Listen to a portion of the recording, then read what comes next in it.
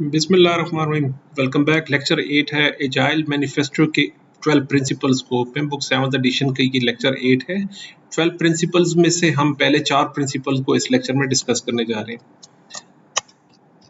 तो इसमें जो पहला प्रिंसिपल है ना, अब प्रिंसिपल नंबर 1 हमें ये कहता है कि our highest priority is to satisfy customer is to customize customer through early and continuous delivery of valuable software। इसमें दो चीजें इंपॉर्टेंट हैं। देखिए, सबसे हाई प्रायोरिटी ये होगी कि आपने कस्टमर सेटिस्फेक्शन पर आपने फोकस करना है। और वो सेटिस्फेक्शन कैसे, यानी आपने गोल्ड प्लेटिंग भी नहीं करनी, जैसे पिछले लेक्चर में पिम बुक 6 एडिशन में डिस्कस किया था। यहाँ पे गोल्ड प्लेटिंग की बात नहीं हो रही। वो कह रहा है आपने continuous through out valuable software deliver करके देने अपने कस्टमर्स को। अभी प्रीवियसली सॉफ्टवेयर डेवलपमेंट में ये एक ट्रेंड था कि आप अपने क्लाइंट को इंगेज रखते हैं, आप उसको स्ट्रेच करते हैं। एक वैल्यूएबल और एक प्रोडक्ट अपने कस्टमर को इतने आराम से हम नहीं देते, उसको हम रोक के रखते हैं। उसको हम रिक्वायरमेंट में, एनालिसिस में, फिजिबिलिटी रिपोर्ट में, डिज़ाइन में और टेस्टिंग में, इन चीज़ों में से इंगेज करते हैं। और वो सॉफ्टवेयर की जो डेवलपमेंट स्ट्रेंथ, जो टाइम फ्रेम होता है, वो काफ़ी स्केल आउट हो जाता है।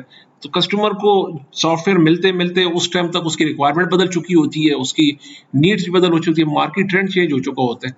अभी एजाइल मैनेजमेंट का जो ये प्रिंसिपल्स का मेन मकसद ये है कि अपनी पूरी टीम को एक पेज पे सबसे पहले रखें।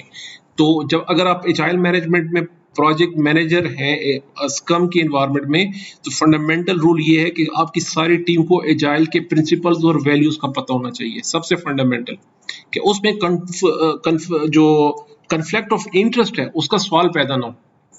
सारी टीम को सबसे पहले प्रिंसिपल्स को तो पता ही होना चाहिए कि इसके प्रिंसिपल क्या है। उससे आप कन्फ्लिक्ट से बच सकते हैं, उससे आप अपनी टीम को जोड़ सकते हैं, इंटीग्रेट कर सकते हैं, कोलैबोरेशन में इजी रहेगी। तो ये आप सबसे पहली बात ये है कि अपने कस्टमर को सेटिस्फाई करना है, कंटिन्यूस और early delivery of valuable software. दूसरे प्रिंसिपल में क्या कर रहे हैं, वेलकम चेंजिंग रिक्वायरमेंट्स। पहले आपने चेंज रिक्वायरमेंट को वेलकम करें। Even late in the development agile processes harness changes for the customers competitive advantage.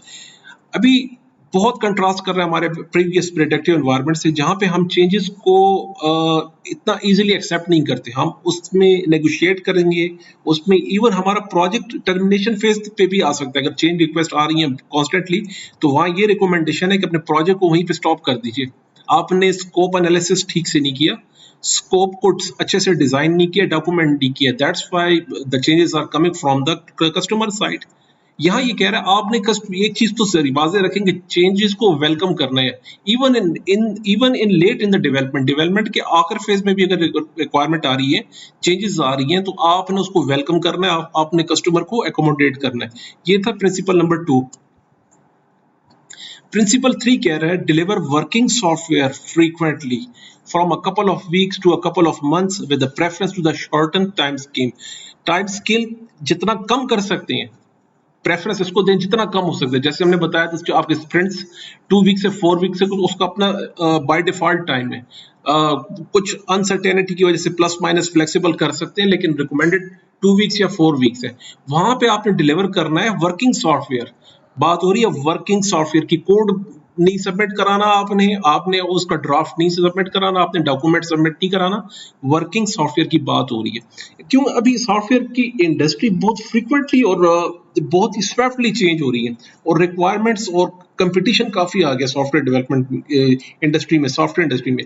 तो आपने वर्किंग सॉफ्टवेयर देना। जैसे हमने शुरू में कहा था, भले ही आप कंप्लीट सॉफ्टवेयर बना के ना दें, उनके पीसेस बना के दें, उनके चंक्स बना के दें सॉफ्टवेयर के, उनके मॉड्यूल्स बना के दें, आप उनको कुछ वर्किंग फीचर्स दें अपने सॉफ्टवेयर में।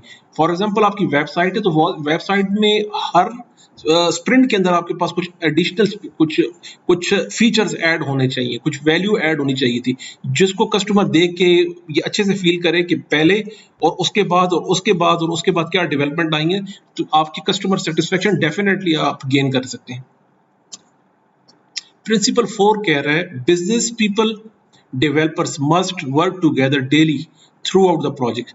अब यहाँ पर डेवलपमेंट टीम को और बिजनेस टीम को, आपके स्टेक होल्डर्स को, आपके स्पॉन्सर्स को, आपके मैनेजर्स को, आपके स्ट्रेटेजिक मैनेजमेंट में जो पीपल हैं, उन सबको एक पेज पे लाने के लिए एक ही टेबल पे रखें। जैसे हमने पिछले लेक्चर में बताया था वैल्यूज में, कि यहाँ एजाइल में बात होती है टास्क की।